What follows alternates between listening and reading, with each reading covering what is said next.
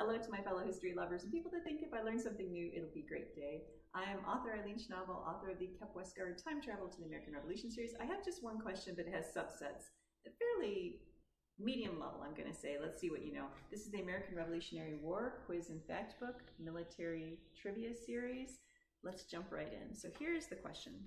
It says, the Conway Cabal of 1777 and 1778 was a loose political conspiracy that aimed to replace George Washington with which general? A. Charles Lee, B. Nathaniel Greene, or C. Horatio Gates? Give you just a second. And if you said, I've heard about that Conway Cabal, I know that Charles Lee was a shady guy. Was it Charles Lee? No, it's Horatio Gates. But this is where I'm going to make you add a few more questions. So the Conway Cabal was going to replace Gates, was going to have Gates replace Washington. But here's the next, let's see if you can do all these. It's because Gates is coming in on a huge war-changing victory, which was the Battle of what? He had just won. And everybody's like, holy cow, you got the British to surrender thousands of troops. Never had this happened. It's a big, big victory, and it was the Battle of Saratoga. Okay, next question. The Battle of Saratoga actually had two battles.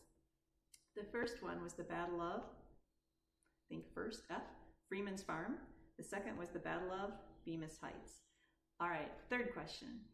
Who actually, you could argue, won that battle for Gates? And Gates did not give him any credit. And actually what Gates does is kind of interesting. He reports his win to Congress, but he goes around Washington. So Washington is his superior, and it should have gone to Washington, but he actually goes around it and directly reports the victory to the Congress, which was a pretty big deal.